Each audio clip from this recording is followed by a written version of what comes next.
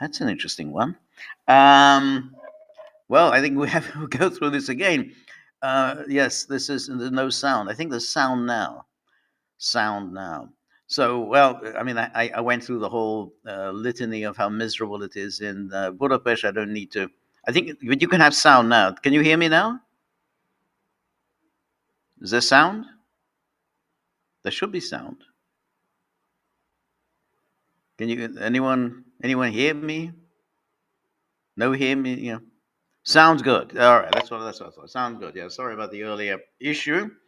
I had the microphone was on mute, so that's all. It was on me. Um, yes, now sounds like you.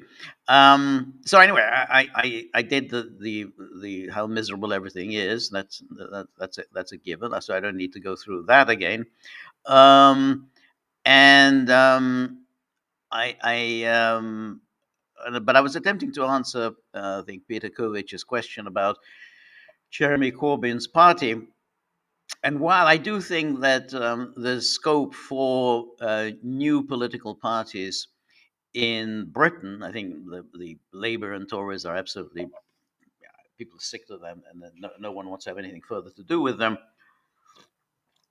I have my doubts, and I've always had my doubts, that a purely leftish party can succeed in Britain. I think it has a constituency, but a leftish party, I think, just doesn't have the votes there that can sustain it. I think there may have been a time at some point in the mid 1970s when a kind of a left wing populism could have succeeded in Britain. Could have. I mean, there was. I mean, I think the left were quite powerful, particularly within the Labour Party and within the trade union movement, and they could have sponsored a a leftist one. And someone says Greens are growing. Well, they've grown to a very limited extent. I think it's a very limited. I think they've reached more or less their zenith. Moreover, I wouldn't have called the Greens exactly a leftish party. I mean, I think it's I think the Greens are like a fake left party. You know, think Annalena Baerbock, and then you'll see it's a fake leftish party. And so I don't really see them as the left. I mean, like in Germany, the left is Oscar Lafontaine, Sarah Wagenknecht. That is the left. The Greens are kind of a pseudo left. They're there in order to take votes away from the genuinely leftish party, and I think it's similar to what the Greens do in the UK. So I don't see them as the left. Um, Jeremy Corbyn, I think, is the left. I think he is grew up within the left of the Labour Party. He was a follower of Tony Benn, and I think I do consider him as a man of the left. The problem I think that Corbyn had was he was unable to transcend his narrow focus. And by that, I mean he had to tackle the immigration issue. He had to absolutely tackle the immigration issue. And he had to come at it from a leftist perspective. He would have to say, look, immigration is damaging the fabric of our country. It's damaging the working class, my ostensible constituency. So workers, poor people in Britain are suffering because of mass immigration. Mass immigration, it's driving down wages. It's imposing a huge burden on our welfare system or our education system, and it has to stop. And we have to begin deportations. Now that will, you could make that argument as a kind of leftish argument by simply, you don't have to make it about, um, people from the third world or anything like that. But you could just simply say they are driving down wages. They are imposing a huge burden on the country's economy, and that my constituency is suffering as a result of that. And I think that you can absolutely make a left wing argument against immigration. If you don't do that, if you essentially become a champion of immigration, and then you essentially embrace the constituency of immigrants, recent arrivals, then you are narrowing the focus. Um, well, Simone Lee says, "This is rubbish, rubbish." He says, "The sole reason why the left cannot flourish in Britain is because the media is entirely captured as academia and the supposed authorities analysis." Well, look, you're right in the sense that the media are indeed hostile to Corbyn, but that's neither here nor there. That's a given. The media were hostile to Donald Trump. Donald Trump prevailed. The media hostile to Nigel Farage. Nigel Farage is thriving. So that's an explanation, but nowhere near um, sufficient to explain why Corbyn failed as spectacularly as he has failed. He had an opportunity. He had the opening. He won the leadership of the party. Did quite well. Did quite well in the elections in 2017.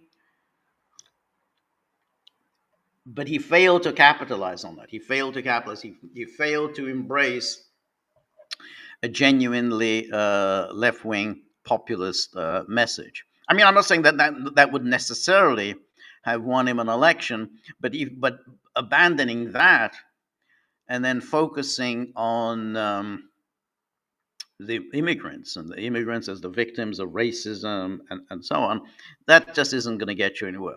It's the reason also, incidentally, why George Galloway has failed in all his various numerous incarnations. I mean, he's had what I think 3 political parties. I think he's been a member of the Labour, a member of Parliament representing, I think, 3 different political parties. I think it was Labour, then he was that Respect Party, then he has the Workers' Party. So he's the 3 different parties. And Galloway's problem is much the same. Galloway's constituency are the Muslim immigrants, and then sometimes that works for you when you have by-elections, because in by-elections, hardly anyone shows up to vote, and those who do show up to vote usually show up in order to register a protest vote, and so you can win a by-election and then you lose your seat in the next election. And I mean that is just a familiar pattern. But my point with Corbyn is that he didn't embrace the kind of left-wing populism, and then he failed to run with Brexit. I mean, he should have seized on the Brexit issue and absolutely hammered it. Instead, he sort of hedged and hedged and hedged, and then made the fatal blunder. This is what lost him the 2019 election. He made the fatal blunder of promising a second referendum. And this was really a very, very bad mistake, because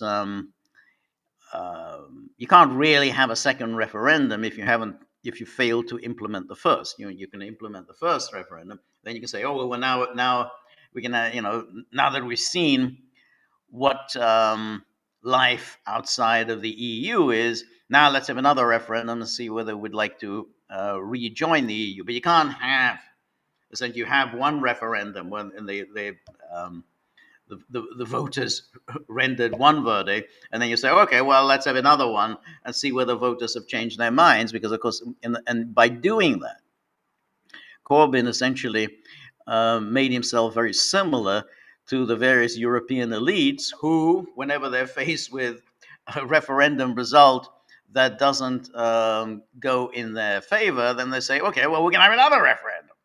And then if that fails, then we'll have a third referendum. And so that's what Corbyn was doing. So Corbyn, who had an opportunity then to show that, well, he's a kind of a left wing populist, which he kind of did in 2017, which is why he did well in 2017, then just blew it, absolutely just failed, and why he lost so poorly in 2019. And so that was the key. He had that opportunity. It was there. It was an opening for him to run with Brexit, and instead he left the Brexit vote, the Brexit decision, to Boris Johnson. Now Boris Johnson had no business championing the Brexit cause because Boris Johnson had never been a Brexit person. For opportunistic reasons, he seized on Brexit, and then did very well out of it. But he had never been Brexit, whereas Corbyn had been against the EU. But that's politics. You get yourself outmaneuvered, even though on a matter of principle, Brexit should have been Corbyn's issue, not Boris Johnson's issue. And instead, Boris Johnson won this massive landslide victory, which he obviously didn't deserve. And happily, he blew it very, very quickly, and was tossed out of the premiership in a most ignominious fashion. So there was a certain amount of justice in that, even if there was no injustice to the 2019 election. At least there was certain justice in his subsequent downfall. So that's my view. That's why I'm skeptical that the Corbyn left party has much of a future. He might win a few constituencies. You never know. I mean, British politics is much more fragmented than it used to be, so it's possible he could win a few constituencies. But I don't see that he has a big future ahead of him. So there's that. Now, the thing that I wanted to start off with is I've been getting a lot of flack over my relatively optimistic analysis of the Trump peace initiative. And because most people are taking the view that, of course, it's not going to work. Of course, this is all a ruse on behalf of Israel. Israel will resume its war, whether next week, the week after, whatever, and then Netanyahu will continue with his program of ethnic cleansing of Gaza and presumably the West Bank. And my view has been that one should take this plan seriously, and it might, not saying it will, but it might yet lead to something. And I'd have to say I may be wrong about that. And if today is anything to go by, it clearly hasn't been a particularly good day for the agreement. So Simone says the media were not hostile to Farage. Yes, of course they were hostile to Farage. They've always been hostile to Farage. They gave him massive coverage from day one and allowed him a platform, and they still do. No, they were always hostile to Farage. He has always been deemed to be a racist and a fascist and so on. They gave him a platform once he had made a breakthrough. But the media are hostile to him. They've always been hostile to Farage. That's just, since time immemorial, he's been around for many, many years, and the media have been hostile to him. It's just now. He's managed to break through, and he's become a player. The media do have to give him coverage. But yeah, they were always hostile to him. Were they more hostile to him than they were to Corbyn? I don't know.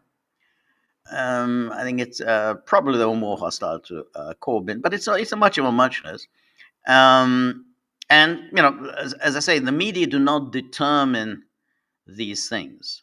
Ultimately, I mean, the media do obviously play a role, but what matters is whether you have a good candidate. If you have a good candidate, um, the candidate can break through, and that's it. Now, those of us um, of an older generation will, of course, remember Enoch Powell. Now, Enoch Powell was universally reviled by the media. He was deemed to be a racist, that's the least of it, a fascist, and a all round terrible person. But Enoch Powell became kind of the most important figure in British politics leading up to the 1974 election. So the media were not able to suppress Enoch Powell because he had a presence, he had a message, and he had a following. So it's just it's just yeah, the media can absolutely crush you when they want to, but you can transcend it if you are a talented politician. Farage is very talented. I mean, you have to give him that. Farage is talented. Jeremy Corbyn is not. And that's it. I mean, Farage has an ability to communicate with people. Farage has an ability to sound like an ordinary person, and he has an ability to be likable. None of that is that easy. We know with politics, it's very hard to be a likable, relatable politicians. Politicians are usually greedy, ambitious, um, often quite a vacuous figures, and they're not able to convey any genuineness. Trump has that ability. Farage has that ability, and Enoch Powell had that ability. I mean, in a different way. Powell never seemed like somebody that you want to go and have a pint with. But no one doubted his genuineness. No one doubted that he really believed certain things, and he espoused certain ideas. Um, so and so that. So anyway, that's that. Now to return to um, the peace agreement. The thing about why one has to take these kinds of like the Middle East peace agreements seriously is that some of them have worked. I mean, if you go back in time through the history of the conflicts in the Middle East, well, some agreements were successful. Now, why were they successful? Well, because um, if an American president is committed to the agreement and pushes and pushes and pushes the both sides to that agreement, then it so that because then it's very important. Now,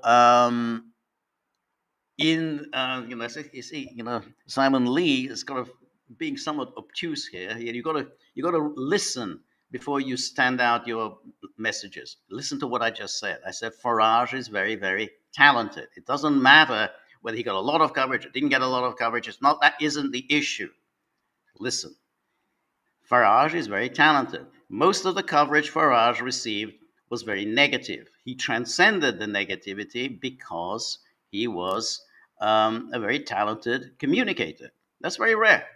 Can't think of too many people. He dominates British politics because there's nobody even remotely comparable to him. Compare the wooden robot-like Starmer with Farage's naturalness, Farage's likability, Farage's ability to convey, hey, he's the guy I want to go out and have a pint with. And then hedge fund billionaire Rishi Sunak, the fake, phony, fraudulent Theresa May, the fake Liz Truss. Compare Farage to any of them. Farage stands head and shoulders above them. There's nothing to do with media coverage. So that's that. Um, and anyway, the thing is that if one looks back on the history of the Middle East, there have been times when American presidents have applied pressure against Israel. And when they were determined to apply pressure against Israel, Israel was forced to give in. We go back to Eisenhower, and when he pressured Israel to withdraw from the Sinai, he applied, serious pressure on Israel. Israel withdrew. You go back to um, Ronald Reagan, who also applied pressure against against Menachem Begin over Lebanon. And then we got George H.W. Bush applied pressure against Israel over the loan guarantees that were used to build settlements. Oh, he just withdrew the loan guarantees. He came under a lot of attack, but George H.W. Bush did not cave. Israel caved because George H.W. Bush forced Israel then to attend the Madrid Peace Conference in 1991, which Israel did not want to do. So, and that was after Bush had withheld the loan guarantees. So you can absolutely do that. And then you have the agreement. Let's say the agreement between Anwar Sadat and Menachem Begin, which is the Camp David Accords, which involved the withdrawal of Israeli forces from Sinai, and the peace treaty between Israel and Egypt. And that was just that one part of the agreement. The second part of the agreement was that Israel would have to move towards a settlement with the Palestinians. It wasn't yet in terms of a Palestinian state, but it was in terms of self-determination for the Palestinians. Now, Jimmy Carter lost in 1980, and the pressure was relieved from Israel. That was that. And now, had Carter won in 1980, I think Carter would have maintained the pressure on Israel, just as he applied pressure on Israel to come to the agreement on Camp David. And then, if you then, just going back to what I was saying about George H.W. Bush and Madrid, that was very important, because now he applied that pressure, and now essentially because it was the United States and the Soviet Union that co-chaired the Madrid conference. And that was pretty much a kind of a united front against Israel. And then Israel would then have had to make concessions. But again, Israel got lucky because George H.W. Bush lost the election, and Bill Clinton relieved the pressure from Israel. And then we had the Oslo. But Oslo worked to Israel's advantage because essentially then it became Israel, the Palestinians, and the United States. And there wasn't really any need for Israel to do anything very much. They could always outmaneuver the Palestinians. And Bill Clinton didn't really apply the kind of pressure on Israel that he could have done.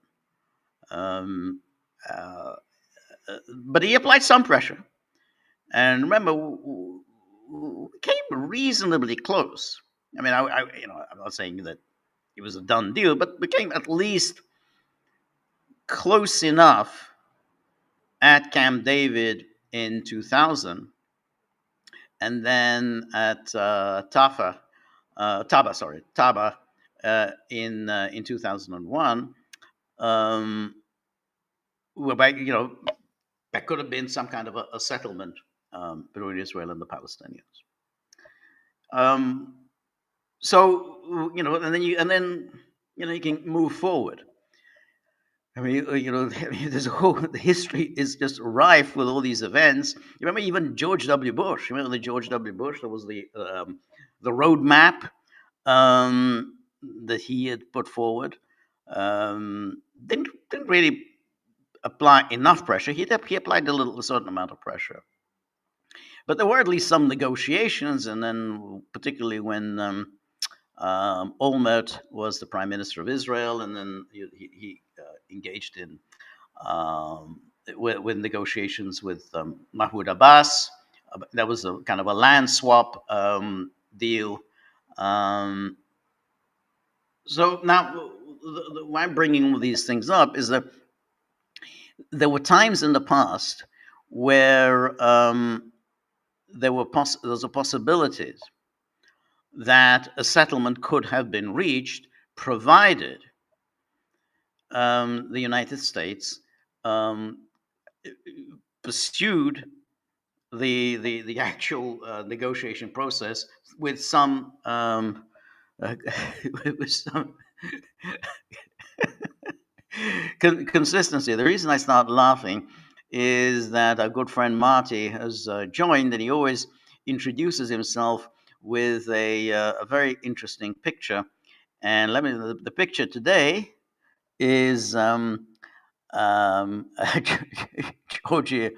Georgina Maloney. Is a Georgia Maloney with a cigarette in her mouth. Now, it's very funny that I only found out today. I don't. Maybe other people had known about this, but they didn't tell me that she's a smoker. And she actually you know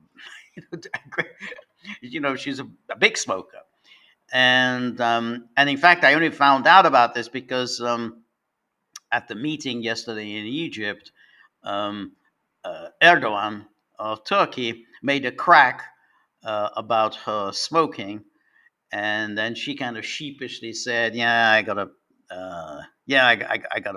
stop it." But then she made a little joke saying, "Well, if I stop it, I might kill someone." I mean, the idea being that the smoking just calms her down, and if she stopped smoking, she would just go so crazy that she would kill, she would murder somebody. It's an interesting issue. I mean that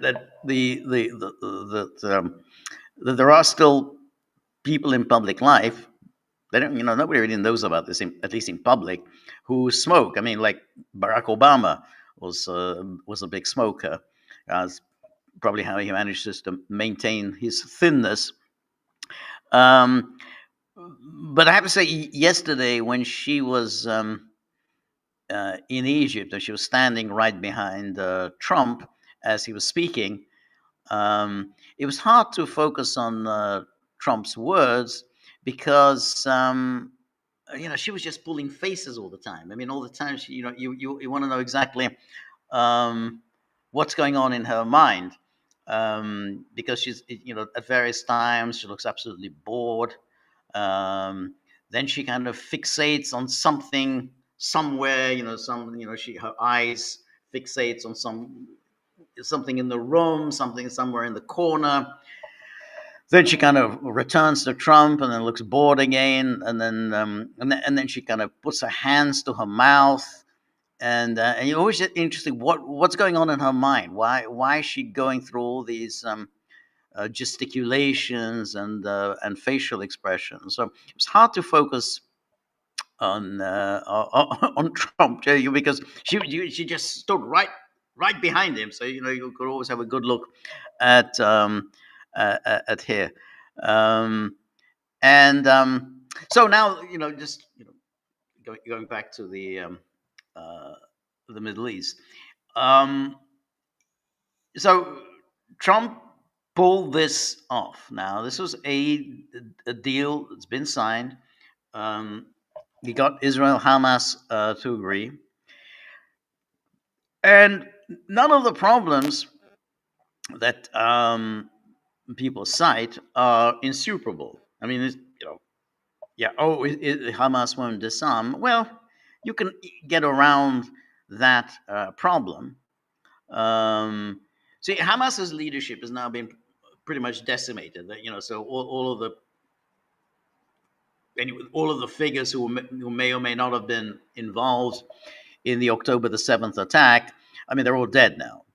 So there isn't really any issue that you know anyone who was involved in the October 7th attack will hold any kind of executive power in Hamas. However, it's not unreasonable, and I think Trump sees this as not unreasonable, that Hamas members um, could take part in the government of Gaza. Now, they would obviously have to disarm first, but once they do that, once they disarm, then there's absolutely no reason why they can't take part in the government. I mean, you have to disarm. You have to then sign a piece of paper saying you eschew violence. Um, but remember what happened in Iraq. I mean, the U.S. position was that no one who had been a member of the Ba'ath Party, no one who had been a member of the Iraqi military could serve in the Iraqi government. And of course, the government collapsed very soon after. So you don't want to go down there.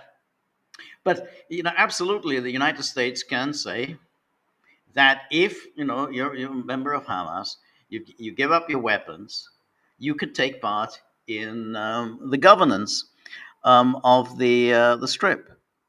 Now, it's kind of interesting that we've had already the usual media hysteria about how Hamas is now reasserting itself. Hamas is back. They're killing people. They're executing people. They're uh, shooting their rivals, and they're this is the result of this Trump's agreement that this horrible thing Hamas is back, bigger, stronger, worse than ever, and therefore paving the way for an Israeli attack. But Trump didn't go there. When this was pointed out to him, he said, "Yeah, I mean they're doing that because they're restoring order." And that's right. I mean, Trump is absolutely right about that. They are doing it in order to restore order because basically complete order has collapsed. I mean, everything because of what Israel has done. There is no government in Gaza. There's no order. All the public services are no more. Worse than that, there are all sorts of gangsters and looters who are running amok in Gaza, stealing like mad, and Hamas is shooting looters. It's getting rid of gangsters, and above all, Hamas is shooting and destroying the various militias that Israel had set up in Gaza during its occupation. So Israel had set up these rival militia who were basically just gangsters, and Hamas is basically sorting things out with them, because this is just simply a bunch of criminals that have been employed by Israel in order to keep order in their zones of occupation, and of course to divide the people of Gaza, and of course to provide an alternative to Hamas. Um, and the point was that Trump seems aware of this because this was brought up with him by journalists, and he said, "Yeah, that isn't a problem. We know all about that, and that the people that Hamas is getting rid of are really very, very bad guys. They are criminals, gangsters, the worst kinds of gangsters ever. And it was baked in. It didn't quite use that expression. It was baked in to the deal that we signed that Hamas would get rid of these people. Trump accepts this, that the people that Hamas is getting rid of are the worst of the worst. They're criminals, gangsters, as I say, sponsored by Israel, in order precisely to loot and terrify the the population of Gaza. Hamas is reasserting itself by killing these people. So Trump is accepting that. That's that's quite a significant move. Now he did say today in a news conference from the Oval Office that Hamas has to return the bodies of the dead hostages, and that Hamas needs to disarm.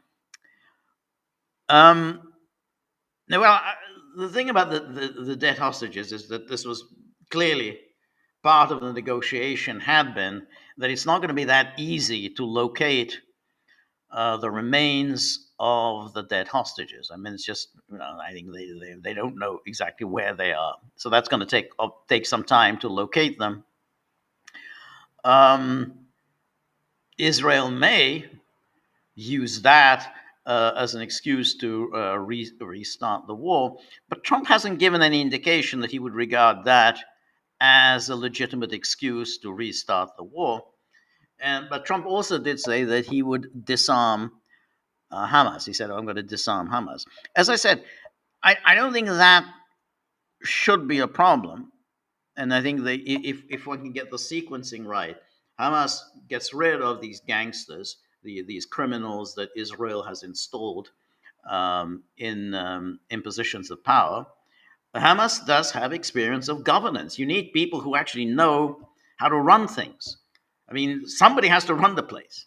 You need people who have worked in ministries. People can deliver the mail. I mean, if anyone does deliver mail there. But so you do need people with experience in governance, and that is Hamas. Hamas has been running this place now for 20 years. So you can't just simply say, no, well, that's it. No, you're out of power. I mean, you can say it about the leaders. You can say the leaders are out of power, but the leaders are already dead. So that issue doesn't even arise. Nobody's saying, yeah, Sinwar is going to be president of Gaza.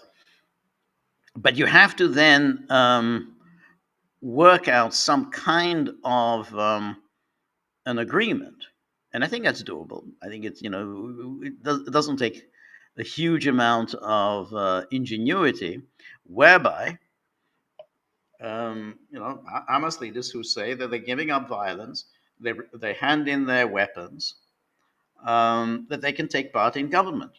I don't think that's a real problem.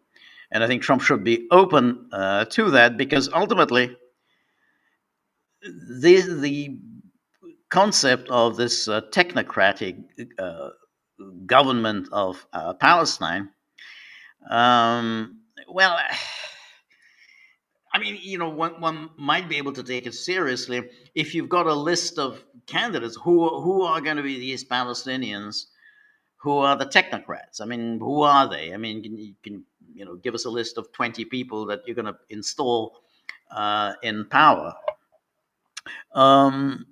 If you don't, as long as you still don't have that list of the Palestinian technocrats, then you have to go with what you have, which is Hamas. Now, the stories are that Trump and Witkoff gave their word on Wednesday. Last Wednesday, they met the leaders of Hamas. Well, Trump wasn't in Hamas, but Witkoff did meet leaders of Hamas, and Hamas want to know, hey, can you guarantee us that Israel will not relaunch this the war? And then he said, yeah, we'll give you the guarantee. Now you can say, okay, well, what's a guarantee from Trump worth? That's a fair point. I mean, saying that it's necessarily anything you can take to the bank, but you also have to consider it that Trump does now know the um, the score. He knows the situation, and he knows the people he's dealing with. And Trump does, I think, realize that he is the president of the United States. He's not the president of Israel, and that therefore, if you go with Bibi, then you're actually going to drag. He's going to drag the United States down with him. It's going to be, one mess after another. It's going to be an absolute catastrophe for the United States because Bibi has his own agenda, and that agenda is not that of the United States. So I think, in principle, this could lead to something else. I mean, I think that this could lead to a step by step process that may be something. Now, the easiest thing to do is no, none of it is going to work. It's just going to be, all Israel all the time. But let's listen to what Trump said. There was a moment during which I think is quite interesting, during his presentation at the Knesset. Let's listen to this,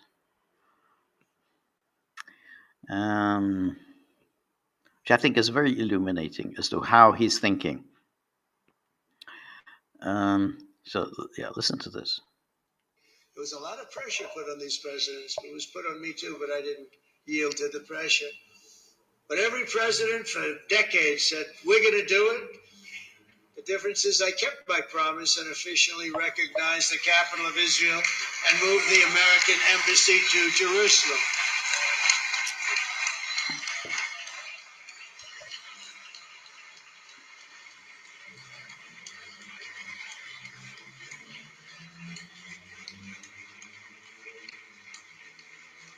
Isn't that right, Miriam? Look at Miriam. So isn't this right, Miriam? Now he suddenly addresses Miriam Adelson, who is one of his biggest supporters, one of his biggest bankrollers. So suddenly turns, isn't that right, Miriam? Okay, she's there sitting in the audience in the Knesset. He's back there. Stand up, Miriam. Stand up.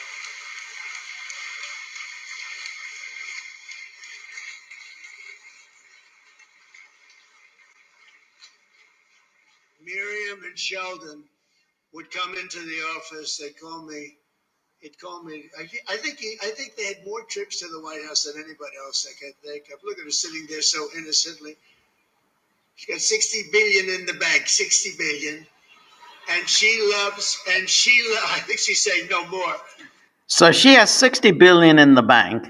And then he says, and then, now she's looking, no more. She has more than 60 billion. And so she's smiling, she has more than 60 billion. And they were constantly hassling him. Anyway, he goes on. And she loves Israel, but she loves it. And they would come in, and her husband was a very aggressive man, but I loved him. He was a very aggressive, very supportive of me. And he'd call up, can I come over and see you? I say, Sheldon, I'm the president of the United States. It doesn't work that way. He'd come in, do good though. But they were very responsible for so much, including getting me thinking about Golan Heights, which is probably one of the greatest things to ever happen.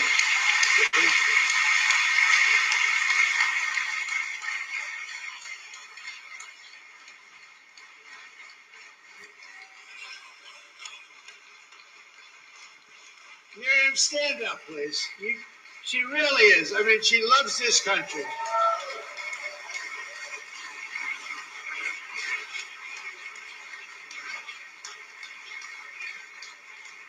She loves this country. Her and her husband are so incredible. We miss him so dearly.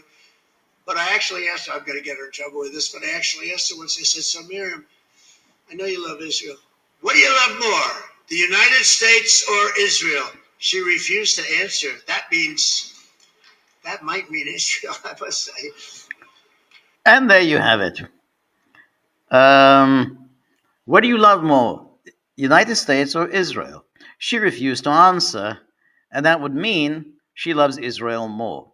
And there it is. He basically tells the world that this person who lobbies and harangues him day and night, basically her real loyalty is to Israel. Now, if you have a president who just openly says it, now he did say it in a kind of a jocular way, in the way Trump says this, but basically that indicates that Trump um, understands very well that these Israel firsters who are constantly berating him and constantly nagging him, constantly calling him up, their one loyalty is to Israel. And he is the president of the United States. So I think that if you can work with that, um, then we could get somewhere. I remember George H.W. Bush. I mean, I already mentioned how he refused to bankroll the loan guarantees. Um, he he said, that he's been beset ever since he said we're not going to provide these loan guarantees because Israel is going to use them to build settlements. George H.W. Bush didn't do anything there other than to reiterate what was U.S. policy ever since 1967, which is that this occupied territory has to be returned.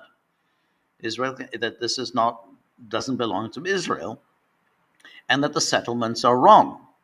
And George H.W. Bush acted on that policy. The settlements are wrong and illegal under international law. And he said, I'm not providing loan guarantees because they're going to be used to build settlements. And then, of course, he came under an enormous attack from the Israel lobby, APAC, but not just APAC, the Israel lobby. And then he said the famous comment, "Hey, I'm just one lonely guy up here, with all these lobbyists with Gucci shoes, all coming along and bashing me. I'm just one lonely guy here." So that's how he saw this attack that was mounted by the Israel lobby. So Trump, now he did it in a jocular way, but hey, there's no joke. If you basically say to the world, said it to the Knesset, but said to the world, this woman, her real loyalty is to Israel, and that these all these lobbyists who are constantly calling him, they want him to work for Israel and not for the United States. So, if he can harness that, and then to take seriously the the situation in the Middle East, and as I say, he seems to be taking it seriously. The fact that they've already been using this story about, oh, Hamas is back, Hamas is committing terrorism, Hamas is conducting assassinations, Hamas is killing, Hamas is doing this, that, and the other, and instead he said, nah, we accept this.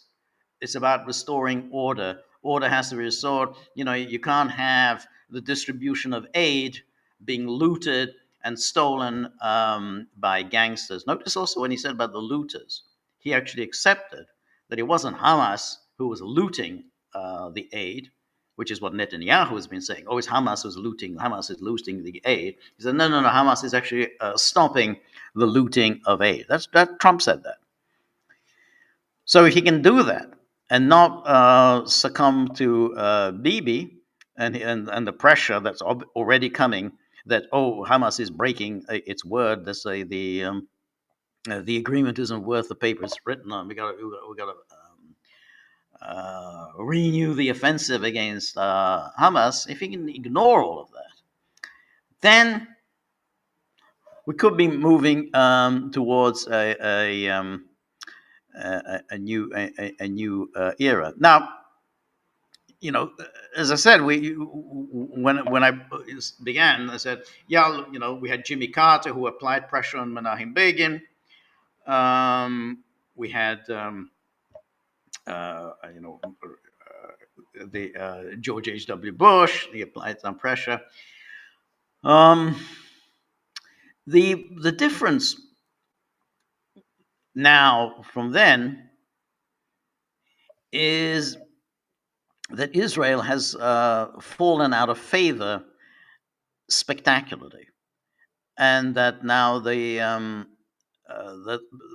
people are looking upon Israel as a really truly awful place. That was still, if you go back, let's say Eisenhower bashes Israel, 1956. People still, oh, Israel, a light upon nations. What a fantastic little country. Um, or even in the Jimmy Carter. Oh, they're such a wonderful place, and they're these people, they escaped persecution and they found home here, and these horrible, awful Arabs, they just want to drive them into the sea. They just want to, finish the job that Hitler started. The Arabs are just, they're just Hitlerites. They just want to carry on with Hitler's policy. That was still widely believed. No one believes that kind of thing anymore. Um, for Israel, um, Netanyahu, Trump is the best you're going to get. Whoever comes after Trump, because remember, they were waiting for Trump. They thought, hey, Trump is better than Biden. That was their miscalculation. They thought, oh, well, Trump will be better for us than Biden. But even if they now try to wait Trump out, whoever comes after Trump is going to be less sympathetic to Israel than Trump is, and the fall in the esteem that Israel has been held throughout the world, that's quite spectacular. There's no real return for that. Trump was kind of jocular when he was speaking at the Knesset, saying, "Oh, everyone loves you," and again, and so on. But he also pointed out that you can't go against the world. You're just a tiny little country. You're trying to defy the world, and you can do it as long as you have the United States in your corner. But you can't rely on that forever, because even opinion in the United States is shifting. And so therefore, and he's kind of giving warning here that you can't defy the world. And I think, all of these statements, it was a long rambling speech, but if you find these statements there, he's clearly giving them notice. This is pretty much it. This is your best shot. Because from now on, it's going to be a lot more difficult for you. You cannot rely on the United States always pulling your chestnuts out of the fire, always bailing you out. And I think that was I think his message. Now, the question, obviously is, will he sustain this? Will he maintain this pressure?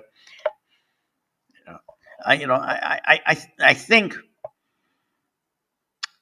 why I also have hope that there's a lot of countries are now involved in this. It's not just the United States, Israel, and Hamas. That wouldn't do it. But now you've got so many other players involved. You got Qatar, you got Egypt, you got Turkey, and they're all going to be involved in this. They're all going to make sure that Trump stays the course. So that all will be applying this pressure. So that's already different from Oslo, because Oslo, there was no one applying any pressure in Oslo other than Clinton, and Arafat, and then what was first was Rabin, and then Netanyahu. Of course, Netanyahu tried to sabotage Oslo, but then of course it was Yehud Barak. Um, but basically there were no other players involved. Now you got a lot of players. Erdogan is now an important figure in all of this because he is he's offering to send Turkish forces as part of the international security force. So they're going to start. They're going to be pressing Trump. Hey, this international security force. We got to get that international security force off the ground. Turkey is already saying we've got to get that international security force off the ground. In other words, they already know Netanyahu's game, and that's why they're moving very quickly to make sure that Trump anticipates it and gets that international security force. Once you can get that off the ground, then the disarmament can take place. As I say, disarmament in exchange for roles in government, whatever. You don't have to be, I don't know, senior levels, middle levels, but that's absolutely, you could work out a deal along those lines. And but remember, according to media reports, um, Trump had invited Netanyahu to come to Egypt, and Netanyahu apparently accepted the invitation to go to Egypt. And then Erdogan, who was on his way to to Egypt, and when he heard that Netanyahu was going to be there, he said, "Well, if Netanyahu shows, I'm out of here. I'm not showing up." And I think there was other leaders who were there said, "We're going. If Netanyahu comes, we're out of here." And Trump had to make a decision, and essentially he told Netanyahu, "You can't come. No one is prepared to talk to you. No one's prepared to meet you. No one's prepared to just have you be in the same room as you." That's where Israel is now. I mean, can you imagine that? Just they say he was there with all these leaders, and Trump has to turn around and say, "Hey, no one is going to be seen anywhere close to you." That's not a good place for Israel to be, and it just shows how toxic Israel has become. Trump is well aware of it, and he's well aware that he needs Erdogan for this, for the creation of this international security force, which I think is going to be the most immediate problem. I mean, this Palestinian technocrat thing. I think that's. I don't know where that's going because they still haven't come up with a list of names as to who would be in this. This government of the technocrats, but the security force, I think that can get off the ground reasonably quickly. And there's also going to be the United States will maintain a military presence in Israel. They will be coordinating this international security force. I don't think there'll be any U.S. forces actually in Gaza, though not impossible. But the fact that the U.S. forces will be engaged in the creation of this security force, I think, is already significant. Anyway, that's that. So now, the other thing is that during this news conference that Trump had given just before we started. Um, he was, of course, asked about this meeting that he's having with Zelensky um, on Friday. Zelensky is again coming to the White House. He's now meeting Zelensky almost as many times as he's meeting Netanyahu. I mean, think of how many times has he met Zelensky. I mean, he met Zelensky when he came in February to the Oval Office, and then he met Zelensky at the at the funeral of the Pope. Um, then, of course, Zelensky came again to the White House after the meeting in Anchorage, and now he's meeting him again. He's coming again to the White House, and Trump is clearly coming under pressure from Zelensky, but not just from Zelensky, but from the Europeans, to provide Ukraine with the Tomahawk missiles. And we talked about this before. I mean, there was already hints of it. You know, J.D. Vance had said, "Oh, it's under consideration."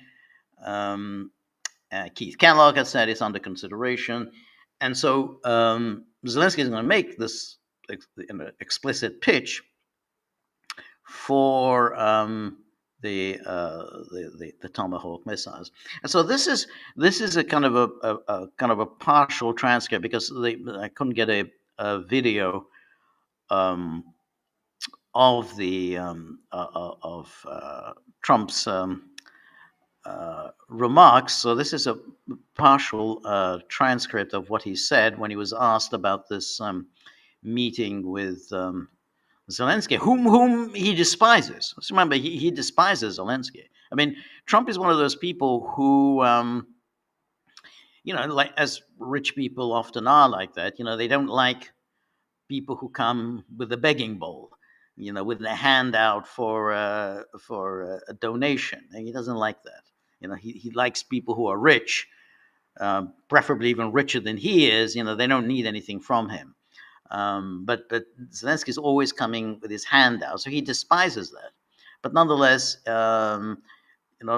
he's now Zelensky has become a regular in the Trump orbit.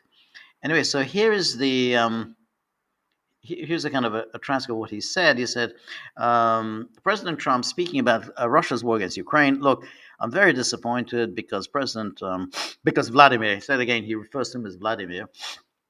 Vladimir and I had a very good relationship, probably still do. I don't know why he continues with this war. This has been so bad for him. He's going into 4 years of a war that should have beaten. He should have won that war in 1 week. He's now going to soon be into his 4th year. He's lost 1.5 million soldiers, probably close. Certainly in terms of wounded and no legs and no arms and all the things that happen in horrible wars. It's a horrible war. That's the biggest thing that's happened since World War II in terms of death. It's bigger than any of them. And then I settled 8 of them. The biggest is that in terms of death, incredible. I think India, Pakistan had great potential too. We did a great job with that one, but he's really got to settle this war. And they have long lines waiting for gasoline in Russia right now, right? They have long lines who thought that was going to happen, and all of a sudden his economy is going to collapse. And I'd like to see him do well. I mean, I've had a very good relations with Vladimir Putin, but he just doesn't want to end that war. And I think it's making him look very bad. He could end it. He could end it quickly. And I have to tell you, I give credit because who would think that Ukraine could have fought Russia for 4 years to essentially a standstill? Now that there's been some early, before they knew what the hell was happening, because it happened quick.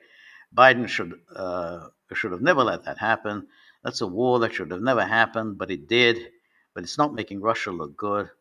I will tell you that. And then, he said when he was flying to Israel on he's flying to Israel on the And we talked about the let me weapons they need. let me and he gave a news conference aboard Air Force One, and and this is what he said. Again, he was asked about the Tomahawk missiles, and here he is. And we talked about the weapons they need, what kind of weapons. They need Patriots very badly. They'd like to have Tomahawks. That's the step up. They'd like to have Tomahawks. We talked about that. And so we'll see. Well, I don't know. I might have to speak to Russia, to be honest with you, about Tomahawks. Do they want to have Tomahawks going in their direction? I don't think so. I think I might speak to Russia about that, in all fairness. I told that to President Zelensky because Tomahawks are a new step of aggression. Well, you understand that very well. Are you saying that you will speak to Putin first about And I might Tomahawks? talk to him. I might say, look, if this war's not going to get settled, I'm going to send them Tomahawks. I may say that. The Tomahawk is an incredible weapon, very offensive weapon. And honestly, Russia does not need that. They don't need that. Yeah, I might tell them that if the war is not settled, that we may very well do it. We may not, but we may do it. I think it's appropriate to bring them. Yeah. All right. So there is saying Putin doesn't want to. I mean, it's the same message. Putin doesn't want to settle this war. It's a stupid war. It should settle it. Since he doesn't want to settle it, he's not interested in bringing it to an end. I'm going to send the Tomahawks to Ukraine. Now, what wasn't in the transcript that I showed of what his remarks, he also said in those remarks that we've got lots and lots of Tomahawks. We're not short of Tomahawks, so we got plenty that I can provide to Ukraine. In fact, he turned to Milei, of the president of Argentina, and said, "Hey, do you want some Tomahawks? We got so many to spare. Do you want some?" Um, so Trump is now saying that there is no shortage of Tomahawks in the United States. So therefore, he can indeed, if he wants, he's going to send whatever quantity that Zelensky wants. And again, this is an issue that he's talked about before. He's discussed this with Zelensky on the phone, and he said, "Can you reach Moscow with the Tomahawks?" And then Zelensky said, "Yeah, I can reach Moscow." Now, my feeling is that he probably will now provide the Tomahawks. The question, I mean, you have these Mearsheimers and the usual crowd who say, "Oh, doesn't matter, not going to change the battle. The battle is going in Russia's favor. It's not going to change anything. No change. Nothing's going to change. Russia is just inexorably heading towards victory."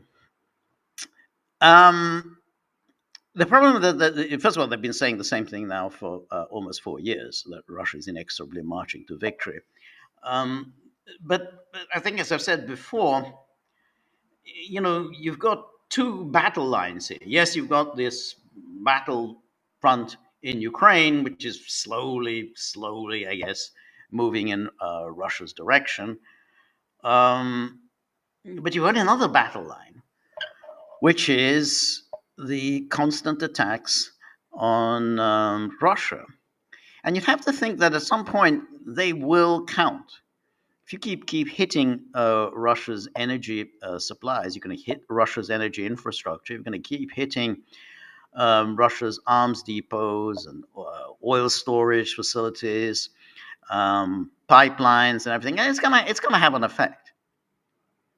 That's part of the battle. That's the battlefront. So you have two battlefronts. You've got the battlefront in Ukraine, which, as I say, Russia is slowly grinding it, its victory, and then you have the battlefronts, which is these attacks on Russian territory. Now, remember, it was not so long ago, 3 years ago, that we considered, everybody considered, the United States administration, the Biden administration, Trump himself, had all said, oh, it's completely unacceptable, totally dangerous, reckless, foolish to attack Russian territory, to use our weapons to attack Russian territory. No, no, no, we can't possibly do that. Russia's a nuclear superpower. We cannot possibly take such a risk. And then lo and behold, they did take that risk. And then lo and behold, not only did they take that risk, they actually were providing the targeting information and were essentially guiding the missiles themselves. I mean, so the Americans were actually guiding these missiles. So the Americans were actually directly hitting Russian territory. As I said before, this is a real problem, and the measure of the problem is that, can you imagine if anyone did that to the United States? Can you imagine if Putin were to announce, well, you know what, I'm going to be providing President Maduro some intermediate range missiles, missiles that can take nuclear warheads, capable of taking warheads. We're going to provide them to Maduro. And can you imagine what happened, how the United States would respond to that, to such a threat? The United States would, of course, immediately order a full-scale invasion of Venezuela.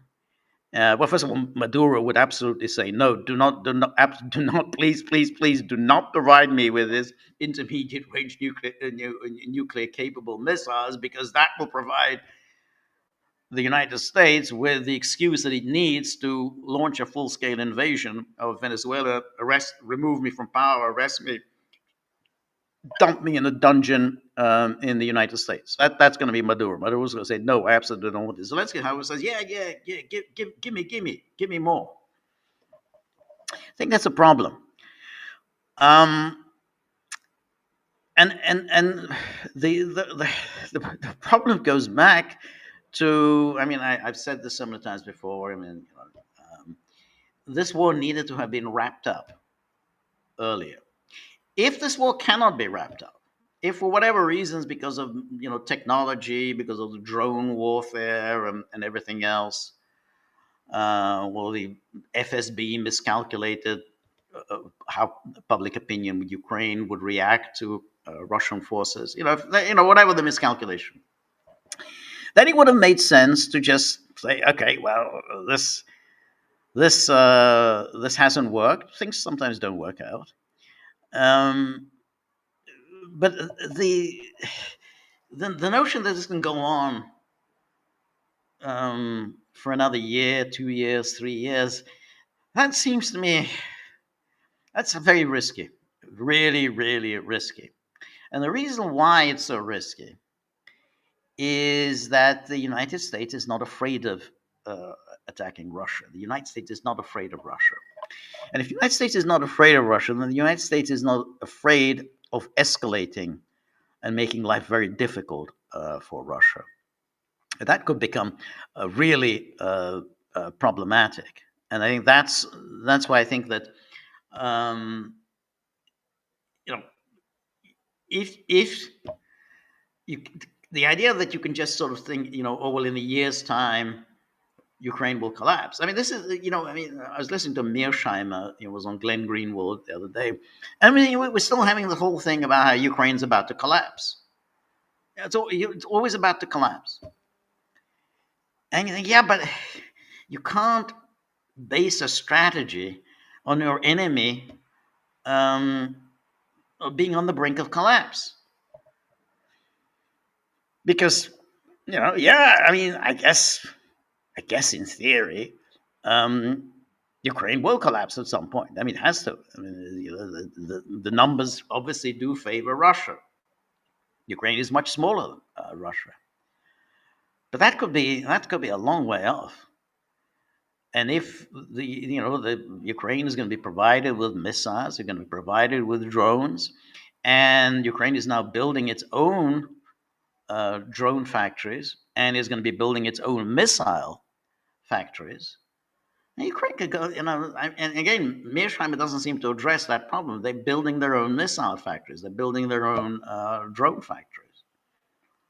And that, so this could go on for quite some time. That makes things very dangerous.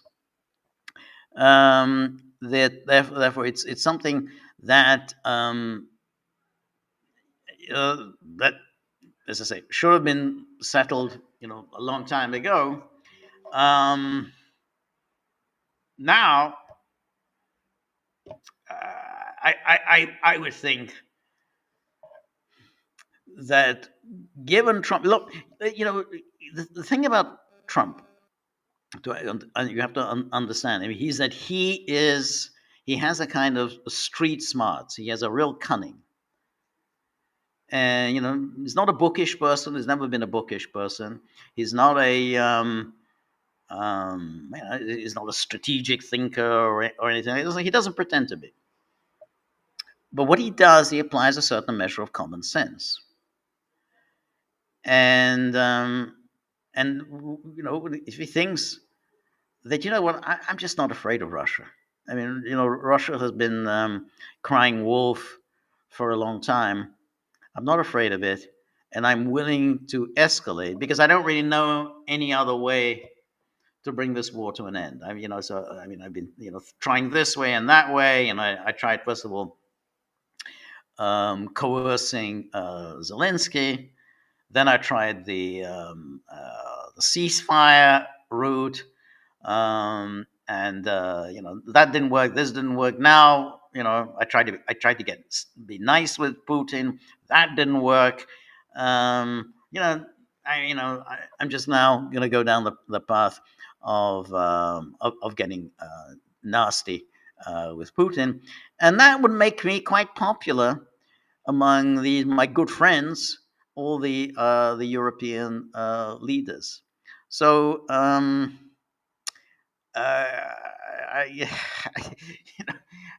I think it's getting to be into quite a dangerous situation in Ukraine. This meeting with Zelensky is not going to be that's not going to be a good meeting. Anyway, let's look at go to our locals board, and these are our good friends, the Gagglers, who are members of our community and who make sure that the dogs are kept in a reasonable mood. Not always easy to do. In fact, almost never easy to do. But so really appreciate the Gagglers of our friends. So let's see what the Gagglers are saying today. So Dennis Misty, welcome, Dennis. Dennis says, when I lived in Hampstead in the early 80s, I would occasionally spot Michael Foot walking on the heath. Now, Michael Foot was, of course, the leader of the Labour Party. I think he won the party leadership. It was in 1980, so 1979. James Callaghan loses the election to Margaret Thatcher. There's a party leadership election because Callaghan steps down as leader. So that was, I guess, 79 was when Foot became leader of the party. And Foot was always a very unlikely figure to lead the party. He just wasn't. He wasn't impressive in any way. He had definitely serious intellectual pretensions. I mean, he was a bookish person. He had written this massive 2-volume biography of Aneurin Bevan. Anyone who remembers British political history would know that Aneurin Bevan was a kind of the saint of the Labour left. Died quite young, but pretty much sort of, it was he who kind of nurtured a generation of Labour Party activists, and they all swore by an Iron Bevan. And of course, one of the followers of an Iron Bevan had been Harold Wilson, who became, of course, Prime Minister of Great Britain in 1964. But Wilson had been a follower of an Iron Bevan, and when Bevan resigned from the Attlee government, because why would he resign? Well, other than not enough being not enough funds being devoted to welfare. That's the way people like Anira and Bevan thought. And of course, Bevan resigned, and of course, Harold Wilson resigned with him. And by that, his association with Bevan helped Wilson as he rose through the ranks of the Labour Party during the 1950s, up until the moment he became actually leader of the party. But Foote wrote this 2-volume biography of an Iron Bevan, and Foote had this reputation of being a kind of a constitutionalist, a big one for parliamentary procedures, the history of Parliament, history of the British Constitution, and so on. So Foote was known to be quite on quite friendly terms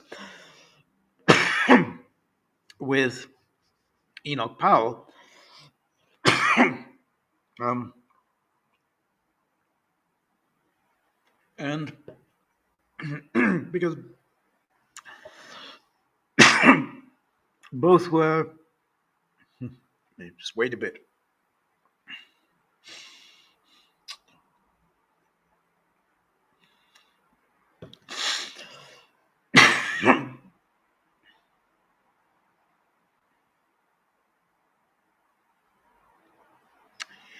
I think I could start. So both were great constitutionalists, and they had, I think, good relations in when they were both members of Parliament. And so Foote was always thought to be a very decent person, and and given the dominance of the left within the Labour Party, he was seen to be a kind of the acceptable face of the left. He was obviously associated with the left, but he was seen as the acceptable face, because the ones who were not seen as acceptable face were those who were very close to the Communist Party, who used to appear at meetings and with the communists, who would make trips to the Soviet Union or to Eastern Europe. I mean, those are the people who were not thought to be the acceptable face of the Labour Party. Foote had never been associated with that. Foote had never been particularly pro-Soviet or whatever, but that was. But his problem was he wasn't very impressive. He used to give these very long, windy speeches, often not really properly prepared. He eschewed notes. He never really made notes as to what he was going to say. So he tended to ramble. He was a kind of a Trumpian in that way. He would just, do when he was spoke in Parliament, he would just ramble incoherently often. And but he lost the 1983 election very badly. It was a real humiliating drubbing. And given that the economy really wasn't in great shape in Great Britain in 1983, that was an election. But even if he couldn't necessarily have won, it was an election that he should have done a little bit better. I mean, yeah, we had the Falklands War in 1982, so that happened, helped Thatcher, but the humiliating drubbing that Labour got in '83 was, blamed on Foot, and that was the end. Foot. So you're right. The that he would be walking around Hampstead Heath. I saw him once also in New York, a kind of a forlorn figure. He was just, I don't know, he was just walking around, um, and I looked at him, and he looked at me, and I think there was almost a relief in his face that somebody seemed to recognize him, because he was already, many years after he had been leader of the party, and probably just nobody remembered him. So I think he was kind of relieved that somebody clearly had recognized him. So I think he looked quite happy. Anyway, that was down memory lane with Michael Foot. Um, anyway, then Robert says the northeaster, which just hit New Jersey, was so gentle it barely made the news. What did was a few Manalapan teens musing on TikTok about dressing as kids from the Holocaust. No costume, just chatter. But out came the superintendent promising immediate, comprehensive, decisive action. What amazes me is how the bureaucrats all sound the same, whether on the local, national, or world stage. Yes, always is. And it's always I mean, the whole bullying thing of how people do something inappropriate. Um, I mean, I guess it's it's true. Not the brightest idea to do something like that, but the young people, they don't know how the culture works. They think something is funny, something is cute. I mean, I don't. I mean, I don't. You say they're kids. I don't know how old they were, but people who are young, they don't fully understand, as I didn't when I was their age. All the nuances of the contemporary culture, and so yeah, they do something. You go to a Halloween costume party, and you dress as a brown shirt. I mean, you think, hey, that's funny. But you find yourself. I mean, if it's in the UK, you probably find yourself in prison. But I can well believe that this is how this is how it responds in New Jersey. I'm curious though about this, Robert, about this election in New Jersey. You must tell us what's going to happen. Who's going to win in this gubernatorial race? Um, Anyway, Robert then says the British Nationality Act of 1948 dropped the empire's drawbridge, letting subjects from Jamaica to India move freely to Britain. Yep. Then in 1962, the Commonwealth Immigrants Act clanked it shut. How's that immigration persisted even after the drawbridge went back up? Well, the truth is that it didn't really um, clamp down on it, because they still allowed essentially people coming in from the Commonwealth, and they did it by the practice of marriage.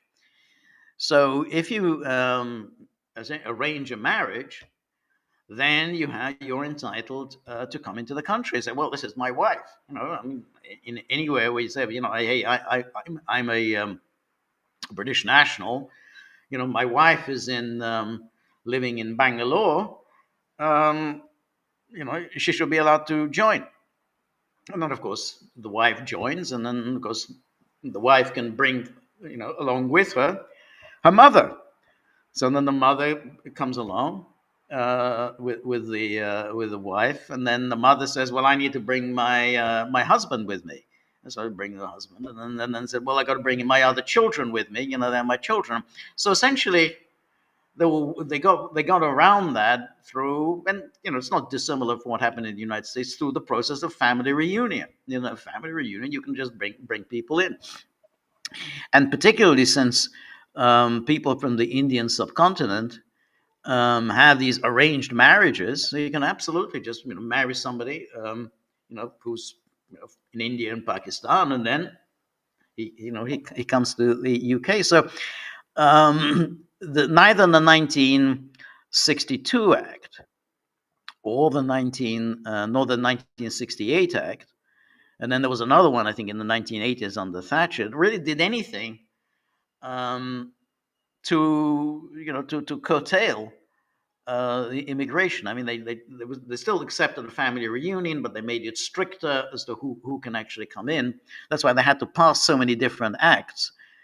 But then what happened was that Tony Blair, with that whole Cool Britannia thing, he made it a policy to bring people in, to bring immigrants in. He said, "Oh, Britain has got to, it's got to become less white.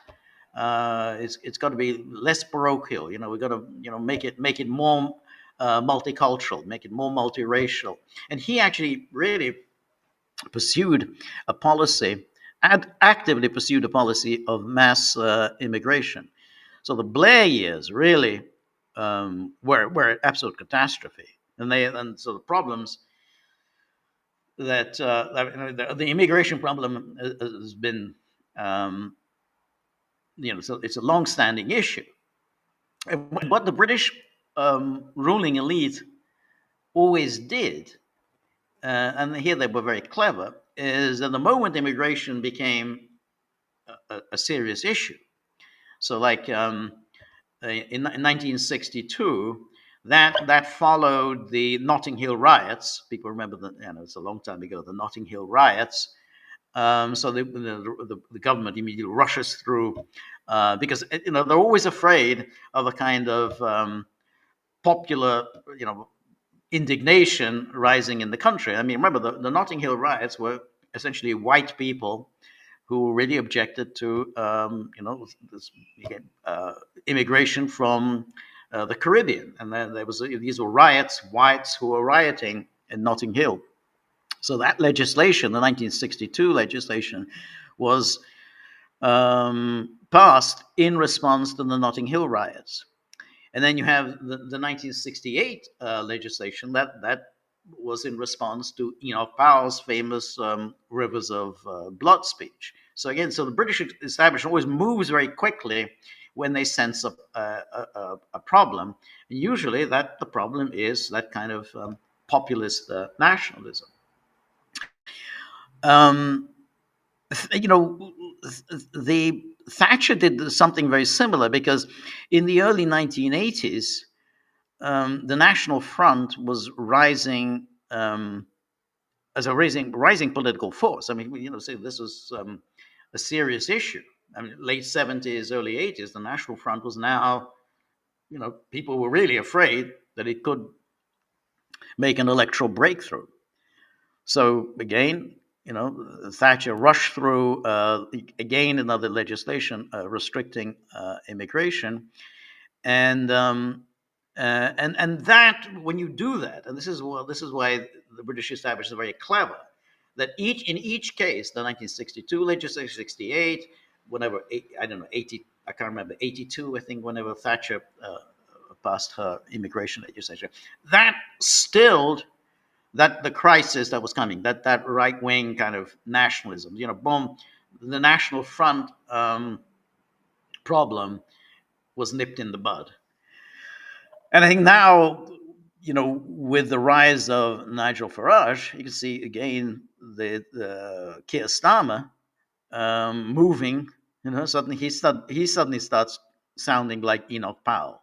Remember his phrase, "a nation of strangers," even though Starmer has disowned that phrase, "nation of strangers," but he knew exactly what he was doing when he said "nation of strangers." That sounds like Enoch Powell with his famous "Rivers of Blood" speech. But that Keir Starmer did that precisely because he's got to he realized that he has a big problem on his hands with the rise of Farage. I think maybe now it's too late to do anything about that, but but that's why none of these things none of these pieces of legislation ever really stopped the flow of immigrants. Anyway, thank you, Robert, and then Arubus. Welcome. He says, my first live stream. Welcome. Good to see you. I listen to every stream, but it's always after they've been recorded and posted. I've been listening for 4 years and can't believe I finally made one live. All it took was getting home from work early. Well, congratulations. I'm glad you managed to get home from work early. Welcome. Always good to see you. Hope to see you again soon. So thank you so much. And then we, Marty's hilarious picture of um, Maloney, and um, and then Erebus. Thanks, it's wild. I legitimate listen every day. Just have never been able to make a live stream. Okay, good. And then Anne Marie, good to see you. Missed you last week. Anne Marie is our expert on classical music, a very distinguished classical musician herself. Played in the finest orchestras in the world. Is still playing in a very fine orchestra, and she is able to lend her expertise as a player, as a world ranked musician, and so we're so fortunate to have her commentary on our board. I always look forward to it very much. When I post a piece of music, and I always can't wait until Anne Marie responds. So I can provide some background, but I can't provide the kind of insights and acute judgments that Anne Marie can, because she's a renowned player and knows exactly what's involved in playing. And today, I mean, she made a very, very interesting contribution about the Dvorak's cello concerto that I posted about a week or so ago. And it was a very interesting performance because it was the late Jacqueline Dupre on the cello, and of course Daniel Barenboim, who was her husband at the time. He was conducting, and it was really, really, I mean, absolutely. Please go listen to the cello concerto, which is really good, and then read Anne Marie's comment. And I think she interestingly observes there that during the performance, the string on Jacqueline Dupre's cello broke, and that in no time at all she managed to adjust it and continue playing.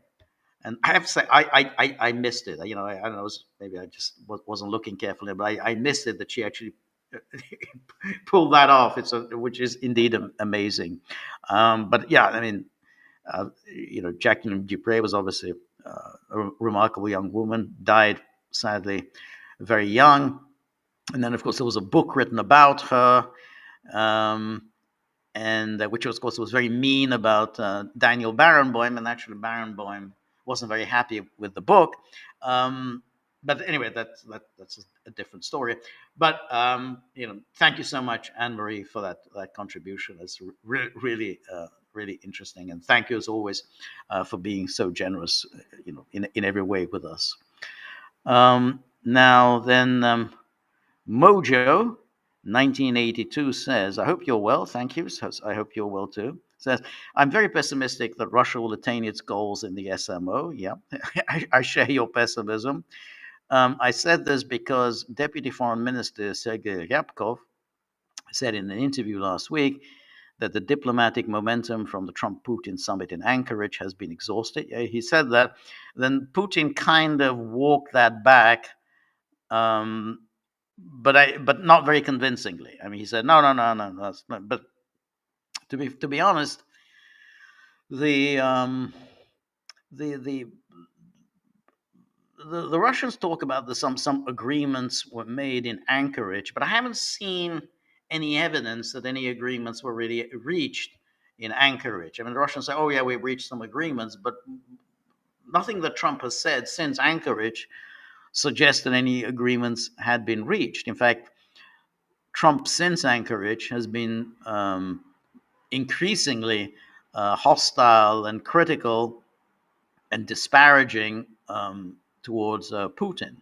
So it doesn't strike me as if very much was anything was very much reached in Anchorage. But anyway, to go on with your comment,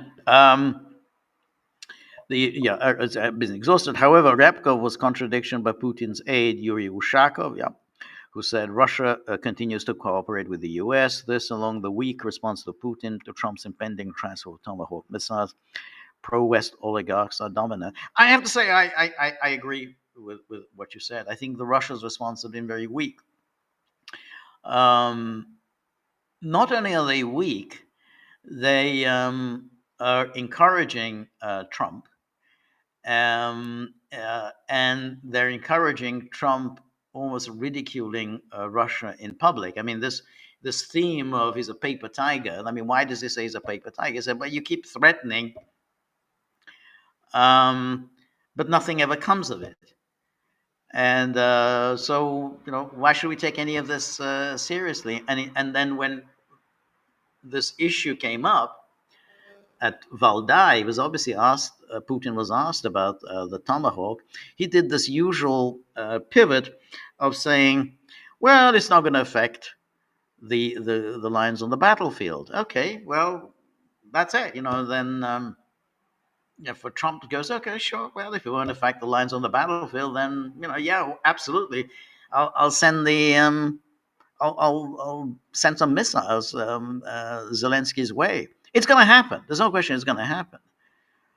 And there's been really no response. And the easiest way to measure the Putin's response is, well, how would Trump have dealt with Putin announcing that he's going to provide Venezuela or Cuba or anyone else with intermediate range missiles that can be loaded with nuclear warheads. And that's the point about the Tomahawks. They can be loaded with nuclear warheads.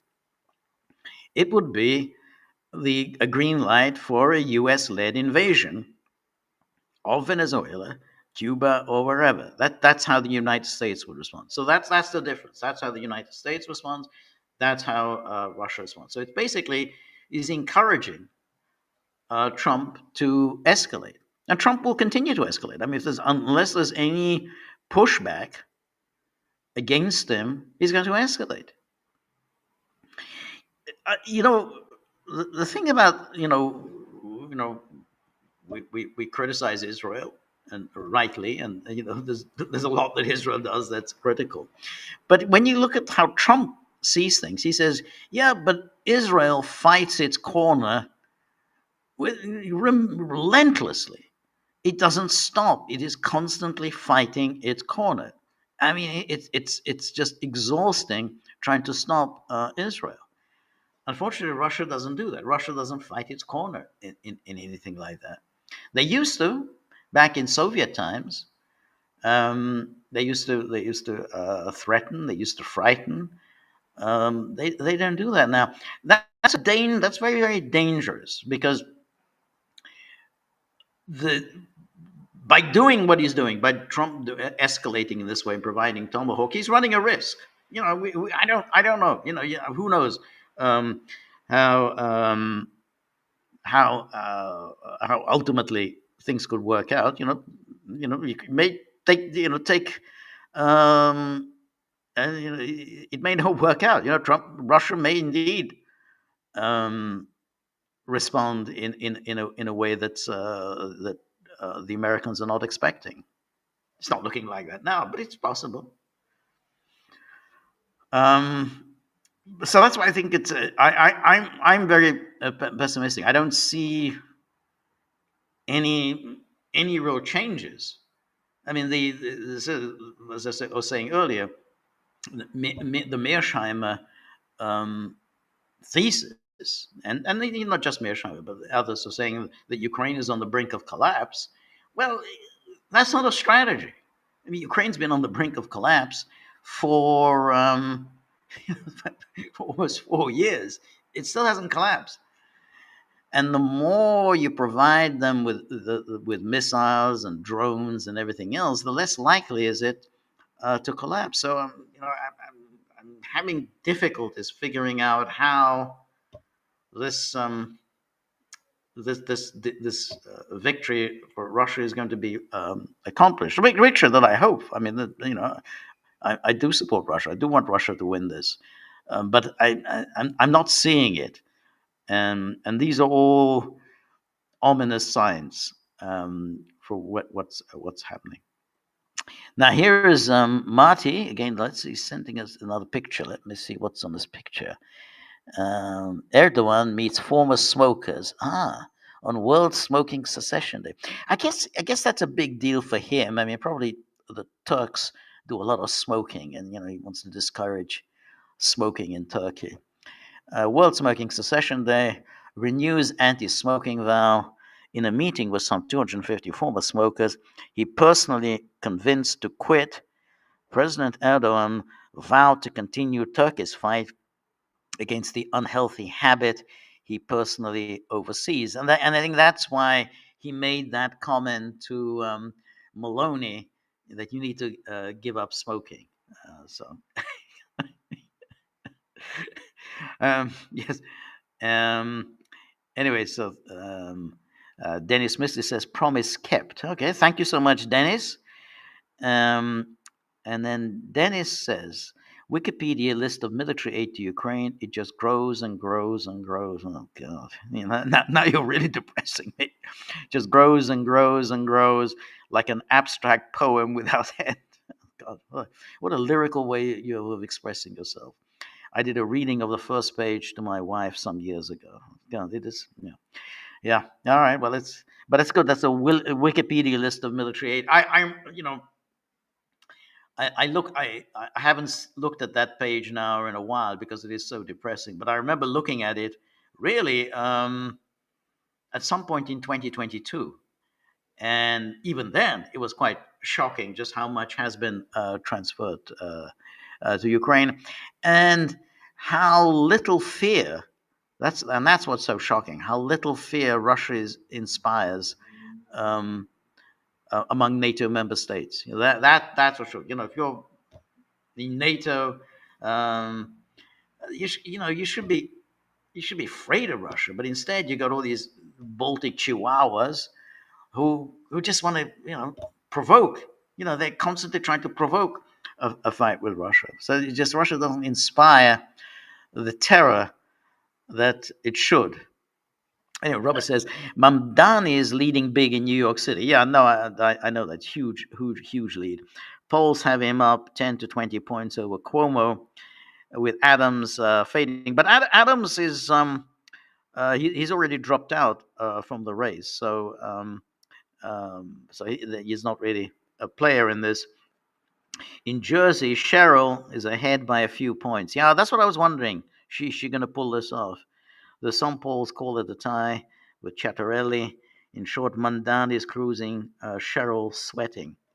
Um, it's kind of interesting, isn't it, that in a way, I mean, Andrew Cuomo's career is coming to a kind of ignominious end. I mean, it obviously was pretty ignominious the way he was tossed out.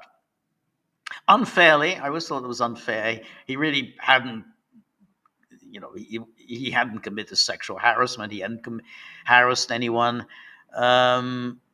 So there was all, I don't know, these awful people just got together to try to get him out.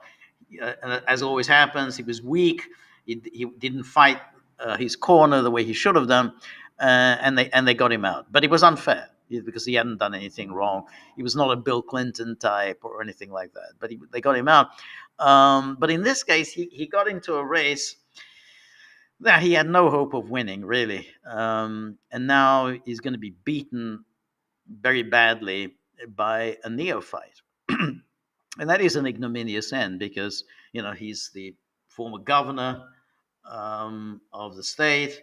He's the son of a illustrious political family, given his father. But this is going to be a humiliating coda to his career. It's a very interesting how politicians they're not able to do anything else in life other than continually run for office. And so, um, he was never going to win this. It was a really foolish step to do to get into this race. I mean, but he's not the first politician to get into a race that you have no hope of winning, and then just essentially end your career in the blaze of inglory. Anyway, so and so there seems to be some people looking on on YouTube who I think kind of agreed that these some of these um, somebody's asked me a very good question. How does George know some of the Baltics aren't terriers? Hmm. Um, I mean, I'm just going by the smallest dogs that I know. I mean, I tend to think of Chihuahuas as being really small. I mean, terriers tend to be a little bit bigger, and so I'm just going by, I mean, some of these Baltic states have a population of about 1 million. They're kind of, they will be like small cities in the United States. So that's why I refer to them as terriers. But to Chihuahuas. So terriers tend to be a little bit bigger. I mean, they're still small, but they tend to be a little bit bigger. I mean, if there are smaller dogs than Chihuahuas, and there probably are, and then please let me know. Maybe next time I'll list them as big, even smaller than Chihuahuas. Um, but anyway, that's the point was, the during the Cold War, whether it was the Baltics, and whether they were part of the Soviet Union, but the states that were around the Soviet Union were always very, very wary of upsetting the Kremlin. And that isn't really the case now. And above all, it's very bad when a US president is not afraid of the Kremlin. Because every single, going back to the Cold War, it was Eisenhower, it was Kennedy, it was Johnson, Nixon, whoever, they were always very, very wary of doing anything that would antagonize Moscow. That isn't true anymore, unfortunately. So I'm looking forward with some anxiety and trepidation to this meeting on Friday. It's not going to be a good meeting. That's nothing good is going to come out of that. Anyway, my time is up. Thank you, everybody who joined me. Thank you so much for your contributions. Thank you for all the interesting comments and questions, and above all, anyone who put money into the tip jar. Just because these dogs really have to be kept happy because they're mean, and they're mean to me above all. So thank you so much. We'll be back Thursday. Look forward to seeing you all then. Until Thursday, all the best. Good night. See you.